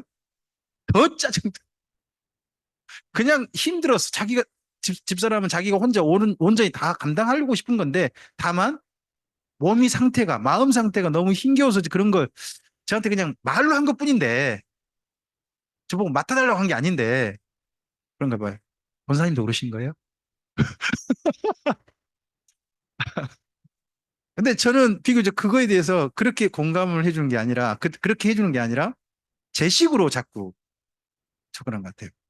그런 것처럼 우리도 하나님을 대할 때 있잖아요. 하나님 그분 그대로 우리가 만나는 게 아니라 내가 만나고 싶은 하나님으로 자꾸 대하려고 하는 것 같아요. 나에게 맞는 하나님, 내 안경 속에만 보이는 하나님으로 자꾸 그분을 대하려고 하는 것 같아요. 그러면 하나님에 대한 그런 이해가 일부일 수 있다는 거죠. 좀 더 좀 넓어질 필요가 있다. 하는 겁니다. 네. 그 다음 볼까요? 마지막 네 번째입니다. 성경 읽는 과정의 마지막은 뭐예요? 결국요? 적용입니다. 이걸 두 가지가 필요하다 보면 진단과 경외라고 이렇게 표현해 봤습니다. 1번 읽으실까요? 결국 말씀을 읽어보면 내 상태가 제대로 보여야 되겠죠. 내가 어떤 상태인지. 두 번째요. 예, 오해했던 것은 이해로 바꿔야 한다는 거죠. 좀 전에 제가 들었던 이야기 있잖아요. 과부에 두렵던 이야기. 이 이야기를 제가 전주대에서 한 교수님을 통해서 들었어요. 제가 그 이야기를 듣고 혼자 든 생각이 뭔지 아세요? 그 교수님의 안내를 들으면서 내가 이 이야기를 가지고 성도들한테 성금 열심히 하라고 했다니 하는 부끄러움이었어요. 그 본문 그때 설명을 이렇게 해주신 거 내가 왜 이 글을 이렇게 읽지 못했지? 교수님이 지금 안내하신 방법이 가장 적절한 방법인데 왜 내가 이렇게 읽었지? 너무 제 자신이 그러고 무엇보다도 저의 그런 설교를 듣던 성도들에게 너무 미안하고 오해를 이해로 바꾸는 것도요 적용이에요. 지식을 바꾸는 거죠. 지식을 바꾸는 거. 세 번째요. 결국은 이 모든 걸 하나님을 경외함이라고 하는 중심에 나머지는 다 붙는 거예요. 가장 중심축은 하나님을 경외함이죠. 네 번째요. 예, 다른 말로 사랑함으로 말씀을 순종하는 거죠. 다섯 번째요. 이제 예, 결국 여러분도 우리 모두가 다 안내자가 돼야 되는 거죠. 말씀의 안내자. 이러한 주님의 말씀이 주님께서는 이렇게 잘 가르치고 배워서 천대까지 이르기를 원하시죠. 우리 함께 읽어볼까요? 그런즉 너는 알라 오직 내 하나님 여호와는 하나님이시요 신실하신 하나님이시라. 그를 사랑하고 그의 계명을 지키는 자에게는 천대까지 그의 언약을 이행하시며 인애를 베푸시되 그를 미워하는 자에게는 당장에 보응하시며 멸하시나니 여호와는 자기를 미워하는 자에게 지체하지 아니하시고 당장에 여기 하나님을 미워한다는 게 뭐예요? 앞에 비교 대조되죠. 미워하는 게 뭐예요? 어떻게 하면 하나님 미워하는 거예요? 그렇죠. 계명을 안 지키는 게 그분을 사랑함으로 계명을 지키는 게 아니면 그분을 미워하는 거예요. 그러니까 내가 내 욕심을 가지고 말씀을 지켜도 그게 뭐예요? 하나님을 미워하는 거예요. 안 지키는 거, 하지 말라는 걸 열심히 하는 것도 미워하는 거고요. 하라는 거 안 한 것도 미워하는 거지만 하나님을 사랑함으로 이런 일을 안 하는 것 자체가 하나님을 미워하는 거예요. 그래서 하나님을 사랑해서 말씀을 정말 즐겁게 지키는 이 삶, 이걸 신명기에서 뭐라고 표현했을까요? 하나님 말씀을 하나님을 경외함으로 즐겁게 지키는 삶을 모세가 이스라엘 민족에게 뭐라고 했을까요? 저는 이 표현을 봤어요. 이스라엘아, 너는 행복자로다. 행복자라는 게 다른 말이 아니에요. 하나님을 경외해서, 여기 신명기 전체에서 보면 하나님을 사랑해서 말씀을 즐겁게 지키는 삶인 거예요. 그게 행복인 거예요. 그렇게 이스라엘 민족이 산다면 이스라엘아, 너는 행복자로다. 이 말씀이 그들에게 적용되죠. 예. 이 삶이 주님께서는 그 당대만 아니라 천대까지 이어지기를 합니다. 천대라는 말을 이스라엘 민족식 다른 말로 표현해 보세요. 다르게 또 성경 표현해서 이게 대대로라는 말이에요. 대대로. 또 천대, 대대로라는 말 또 다른 말로 써보세요. 자자손손? 성경에 있나요? 그 말은 안 보이는 것 같고요. 이걸 뭐라고 하냐 그러면 영원이라고 해요. 그래서 영원, 천대, 대대로 이런 말은 사실은 이스라엘 민족 같은 표현이에요. 지속적으로 되길 원하는 같은 표현인 게 또 보입니다. 자, 이런 구약 성경을 이제 곧 살피게 될 겁니다. 구약 성경은요, 하나님과 이스라엘 민족의 천년간의 사랑 이야기입니다. 장소가 어디예요, 주로? 장소는 가나안 땅. 가나안 땅에서 천년 시간을 보내는 겁니다. 이때 이스라엘 민족과 하나님 사이에 맺어 함께 사는 것에는 언약이라는 것을 중심으로 함께 살게 됩니다. 자, 읽어주실까요? 여호와의 보라, 날이 이르리니 내가 이스라엘 집과 유다 집에 새 언약을 맺으리라. 이 언약은 내가 그들의 조상들의 손을 잡고 애굽 땅에서 인도하여 내던 날에 맺은 것과 같지 아니할 것은 내가 그들의 남편이 되었어도 그들이 내 언약을 깨뜨렸음이라. 여호와의 말씀이니라. 자, 이스라엘 민족과 하나님 사이에 나중에 무슨 언약이 맺어진다고요? 새 언약. 근데 새 언약과 비교되는 언약이 뭐예요? 그다음 내가 그들의 조상들의 손을 잡고 애굽 땅에서 인도하여 내던 날에 맺은 것과 같지 않다. 새 언약과 비교되는 언약은 이단 파란색이죠. 이거잖아요. 이걸 그럼 뭐라고 불러요? 새 언약과 반대말은 헌 언약? 헌이란 말은 없죠, 성경에. 예. 옛 언약 혹은 첫 언약이라고 부릅니다. 이걸 다른 말로 구약이라고 그러죠. 구약. 그리고 새 언약은 신약이라고 합니다. 자, 구약 성경이죠. 39권을 구약 성경이라 하잖아요. 구약 성경 그러면 한 가지 언약으로 전체가 관통돼 있다는 거죠. 구약 성경이 그게 뭐예요? 32절의 파란색이에요. 제가 구약 성경은 뭐라고 배웠느냐? 구약 성경은 예수님이 오신다는 약속이다. 그럼 신약 성경은 뭐다? 예수님이 다시 오신다는 약속이다. 이렇게 배웠어요. 혹시 저처럼 들은 분? 있으실 수 있죠. 물론 그런 내용 있죠. 근데 그 내용은 극히 일부고요. 뭔가 조금 진짜 본질을 안 간 거예요. 구약이 뭐라고요? 31장 32절 말씀. 뭐라고요? 이스라엘 민족의 조상들의 손을 잡고 애굽 땅에서 인도하여 내던 날에 맺은 언약이 뭐라고요? 그게 구약이라는 거예요. 39권. 39권에 뭘 중심으로 읽으라는 거예요? 이 언약이 다른 말로 신해산 언약이라고 해요. 신해산 언약. 신해산 언약을 가지고 창세기부터 말라기까지 읽으셔야 한다는 거예요. 이렇게 읽는 거고요. 새 언약이 뭐죠? 예수님께서 예루살렘에서 제자들과 사이에서 베푸셨 성만찬을 통하여 선포하셨던 그 언약이에요. 이 언약을 가지고 새 언약을 가지고 마태복음부터 요한계시록까지 읽는 거예요. 구약이라는 이 개념을 잘못해 놓으면 자꾸 구약 성경 뭐만 찾으려고 하냐 그러면 예수님이 오신다는 약속만 찾으려고 하게 돼요. 그리고 어떤 분은 진짜 중요한 거죠. 성경은 하나님의 구원 역사잖아요. 맞나요? 구원 역사. 그러니까 이제 뭐만 보려고 해요? 아니요, 구원 역사만. 이걸 보고 구원 역사 보는 걸 보고 흔히 구속사라고 해요. 구속사의 개념을 보려고 해요. 요즘 또 그걸 좀 더 구속사만 가지고 너무 좀 부족하다. 성경 전반을 보기가 좀 일부만 보는 것 같다. 좀 넓혀보자 해가지고 나온 요즘 성경 보는 개념이 하나님 나라예요. 하나님 나라를 가지고 창세기부터 하나님 나라 이 땅이 실현이라는 개념을 성경 전체를 보려고 해요. 좀 더 성경이 넓어졌죠. 그런 가운데서 한결같이 지금까지 인정되는 건 있어요. 그게 뭐냐 그러면 언약이 어쨌든지 중간 중심의 줄이라는 거예요. 목걸이에 깨이는 것이 전부 다 진주 하나알 하나알들이 전부 다 하나님 나라지만 그 가운데 깨이는 줄은 결국은 언약이더라는 거예요. 언약. 그래서 구약, 신약이 중요한데 구약 39권은 무슨 언약으로 읽는다고요? 시내산 언약으로 읽는다.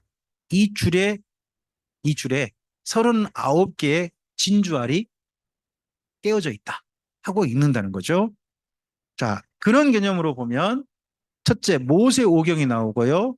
그리고 네비임이라고 하는 선지자의 글이 나오고요. 그리고 케투빔이라고 하는 거룩한 문서, 아니, 사실은 거룩한 문서가 아니죠.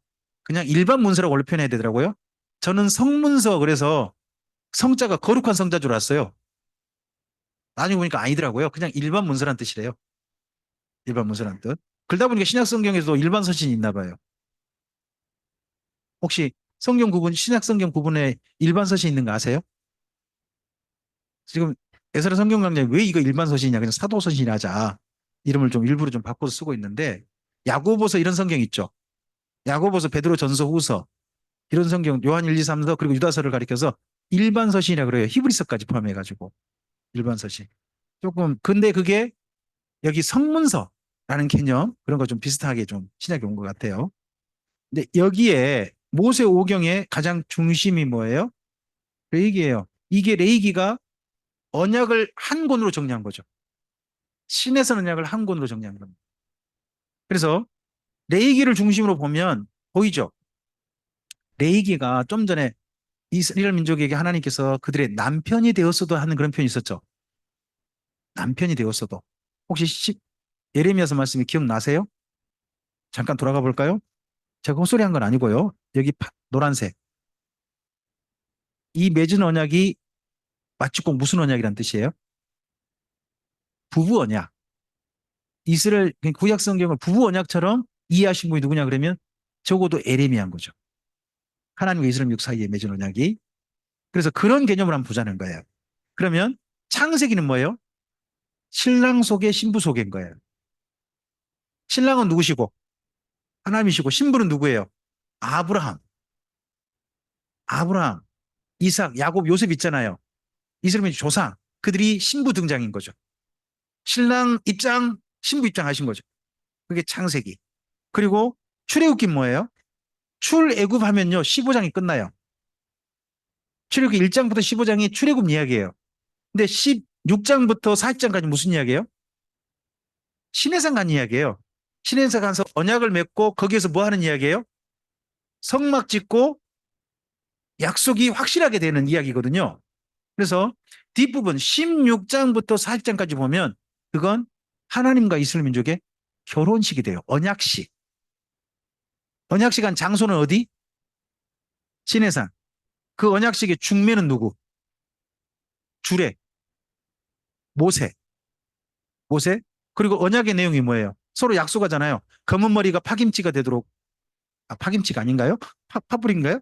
그렇게 되도록 뭐 사랑하자 뭐 그런 이야기 하시잖아요. 뭐 근데 교회에서 좀 다르게 하죠.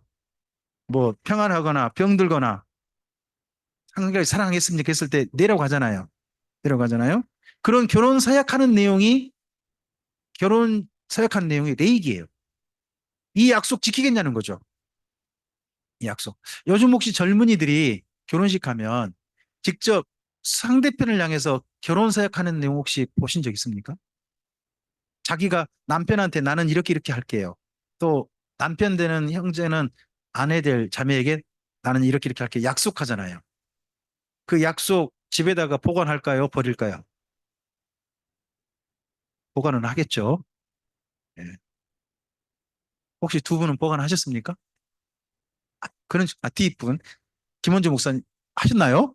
와, 무슨 김원주 목사님 나이도 많으시면서 그런 걸 하셨습니까? 가방에 넣어가지고 다닙니까? 나는 이런 분들과 만나기가 싫습니다. 참 묘한 분들 많아요. 하여튼 그 결혼 서약 내용이 뭐냐 그러면 사실은 그냥 하나님께서 새겨주셨죠. 꼭 이거 지켜줘 하고 새겨주셨죠. 그게 뭐예요? 십계명이죠. 십계명을 글로 쓴 거죠. 좀 더 자세히. 그게 뭐예요? 레이기예요. 이게 언약 내용인 거예요.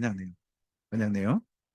그래서 언약 내용을 딱 중간 두고 그리고 난 다음에는 여행을 떠나는 거죠. 민수기가 사실 고생한 이야기인데 하나님 입장에서 또 신혼이라는 거예요. 또 이것도. 나중에 보면 뭐 신 목사님께서 나중에 안내해 주시겠죠. 민수기가 왜 신혼 이야기인지. 제가 해야 되나요? 아니구나. 아니구나. 조홍현 집사님 하시는구나. 네, 그쪽 이야기 아마 해주시겠죠. 그다음에 신명기는요. 결혼식 축사를 끝나고 하는 겁니다. 신혼여행 끝나고 난 다음에 가나안 땅 들어가기 전에 그때 하는 걸로 하면 여기 창세기부터 신명기까지 결혼 생활 시작 안 했어요. 결혼식만 한 거죠. 신혼여행만 갔다 온 거죠. 축사만 들은 겁니다. 축사는 비교적 어떤 이야기가 많죠? 덕담이 많죠. 덕담. 그래서 성경 속에서 덕담이 제일 많은 성경이 어디예요? 신명기죠. 그래서 덕담이 많습니다. 그래서 신명기 구약 성경 설교 잘 안 하신 목사님도요. 신명기 설교는 굉장히 자주 하십니다. 왜요? 성도님들께 들려주고 싶은 덕담이 많으니까. 그래서 그런 겁니다. 자, 그리고 결혼 생활은 어디서 합니까? 가나안 땅에서 합니다. 몇 년? 1000년을 합니다. 그 이야기가 뭐예요? 여호수아서부터 에스더서까지입니다. 결혼 생활이 슬플 수도 있고 즐거울 수도 있죠. 우리 이고민 목사님은 결혼 생활 참 즐겁죠. 네. 저런 사람 진짜 만나기 싫어요. 우리 남우영 장로님도 참 결혼 생활 그래도 지금까지 행복하신 거죠. 네, 네. 권사님께 여쭤봐도 되나요? 행복하신 거죠, 그래도.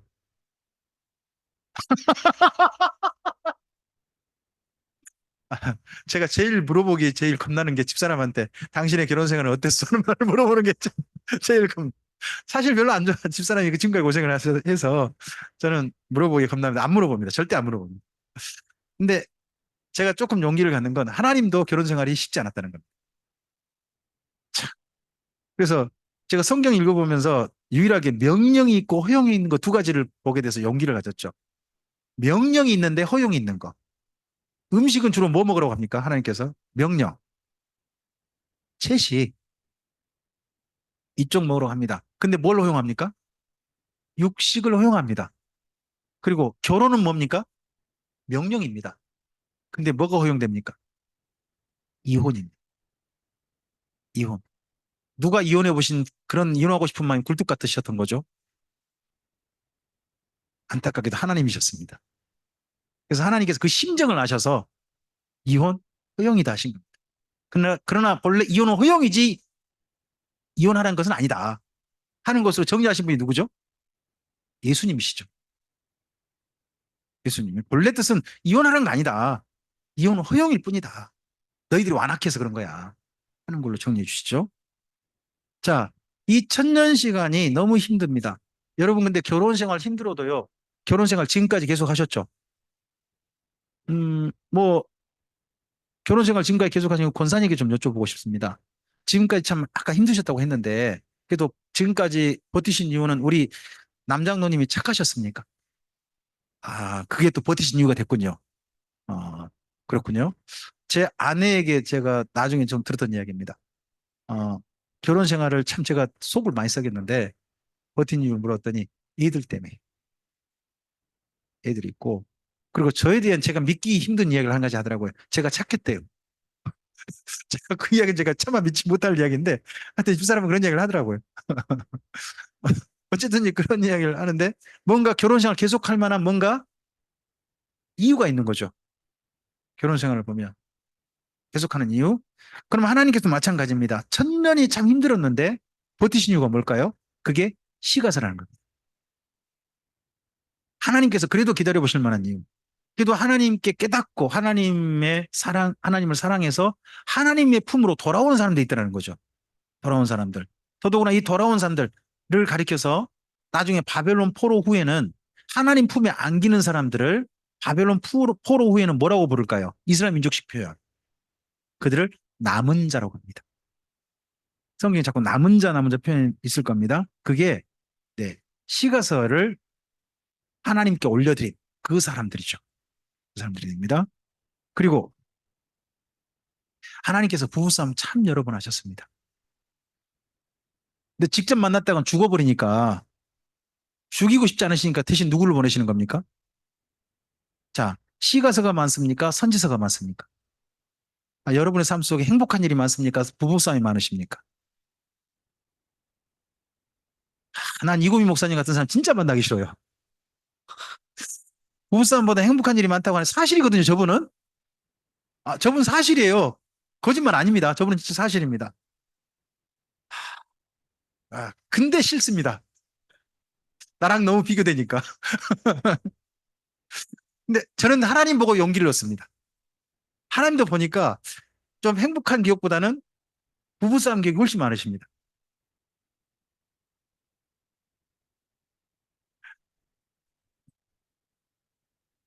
제가 노 코멘트하고 넘어가겠습니다. 자,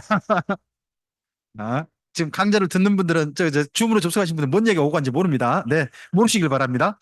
자, 이제 저- 자, 구약 성경을 다시 정리해 봅시다. 구약 성경의 큰 가운데 금줄 39권을 잇는 금줄은 신해선 언약입니다. 신해선 언약을 한 권으로 정리한 책이요, 레이기입니다. 이 신해선 언약은 언약인데 꼭 사람으로 말하면 누구 사이 언약 같다는 겁니까? 남편과 아내 사이 언약, 부부 언약 같다는 겁니다. 그러면 남편 되는 분이 누구? 하나님이시고 하나님의 신부 될 사람이 누구였다? 아브라함이었다 하는 이야기가 어디에 들어있어요? 창세기. 이 둘이 드디어 신부가 신부답게 컸어요. 성숙한 거죠. 결혼할 만한 나이가 됐어요. 그래서 하나님께서 이들을 데려오셔가지고 시내산에서 결혼하신 이야기가 무슨 이야기? 그게 출애굽기. 출애굽기. 그리고 하나님과 그 신부가 신혼여행 간 이야기가 무슨 이야기? 민수기. 요즘은 신혼여행이 이혼여행 된 경우가 많죠. 더러 있다면서요. 우리나라에 상당히 많아졌대요. 이혼여행 된 경우가. 이혼여행에 사실 될 뻔한 이야기가 민수기예요. 하나님께서 그 원조세요. 신혼여행인데 사실 둘이 헤어질 뻔했어요. 중간에 모세가 안 말렸으면 일 났어요. 또 그런 이야기가 들어있어요. 그래서 우리 인간 사이 이야기는 다 하나님께 가보시면 원조가 있습니다. 그분이 다 원조십니다. 그런 이야기가 민숙이고요. 그러고 난 다음에 이렇게 어쨌든지 둘이 서로 마음이 맞아서 드디어 어디 들어가게 됩니까? 신혼집에 가게 됩니다. 그때 마지막으로 신혼생활, 이제 결혼생활 잘하자는 이야기가 어떤 이야기? 신명기입니다. 5권 먼저 정리가 잘 되셔야 됩니다. 그리고 난 다음에 실제 살아본 이야기가 무슨 이야기라고요? 역사서 이야기. 그런 가운데서 하나님께서 1000년을 살았지만 별로 행복하지 않으셨지만 1000년을 버텨보시게 만들었던, 그나마 하나님 마음에 기대하게 만들었던 이야기가 무슨 이야기라고요? 시가서. 하지만 하나님께서도요, 참지 못하셨어요. 도저히 이건 그냥 못 넘어가겠어 해가지고 하나님이 직접 만나시면 일이 터지니까 자기를 대신해서 선지자를 보내셔가지고 이야기해 보신 이야기가 무슨 이야기? 선지서가 됩니다. 이런 이야기로 구약 성경 전체를 읽을 수 있을 것 같습니다. 그래서 구약 성경은 흔히 이 39권을 타나크라고 표현합니다. 이 말의 첫 자입니다. 모세오경을 히브리어로 토라라고 합니다. 그리고 네빔이 있습니다. 우리는 역사서로 구분을 따로 했는데요. 이스라엘 민족은 역사서가 따로 있지 않습니다. 따로 있지 않고 보통은 바벨론 포로 이전 문서는 네빔에 들어가고요. 바벨론 포로 이후 문서는 대부분 다 케투빔에 들어갑니다. 물론 바벨론 포로 이후에 스가랴, 학개, 말라기 있지 않습니까? 이 세 권은 네빔에 들어갑니다만은 나머지는 전부 다 케투빔에 들어가죠. 이 첫자 있죠. 토라의 티읕. 그리고 선지자에 그럴 때 네빔 있죠. 니은. 그리고 케투빔 할 때 키읒. 이 세 개를 합쳐서 타나크라고 해서 구약 성경을 그렇게 읽습니다. 그들은. 이 중에서 모세오경은 우리 조홍현 집사님께서 오후에 안내하시겠습니다. 저녁까지 쓰실 거죠? 쓰시지 마라 그래도 기어이 쓰시겠다고 하는데 저녁 1시간까지만. 저녁 1시간까지만요. 네네, 부탁드립니다. 그 다음 포로 이전 역사서 제가 일부 해드리겠습니다. 역사서를 하고, 하지만 요엘부터 해서 다니엘서까지 못 하신다고 합니다. 에레미야 예가까지, 여기까지는 신윤선 목사님께서 진행하시겠습니다. 내일 뵐 겁니다. 그리고 난 나머지 성경은 제가 정리해서 진행을 하겠습니다. 그리고 신약 성경 이야기도 우리는 마태복음부터 출발하지 않습니다. 스토리를 먼저 예수님 이야기, 그 다음에 교회 이야기로 오되 그냥 전체 스토리로 진행하고, 성경은 실제로는 데살로니가 전서 후서부터 신약성경 살펴가겠습니다. 이렇게 읽어가는 걸로 하고, 그리고 교회가 1차 박해를 맞습니다.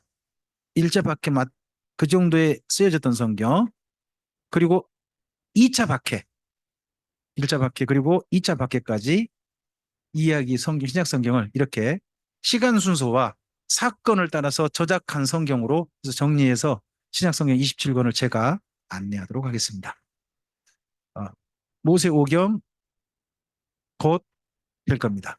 이번 성경 강좌가 우리 모두에게 하나님께서 주신 선물이기를 바랍니다. 오전 개요 마치겠습니다. 감사합니다.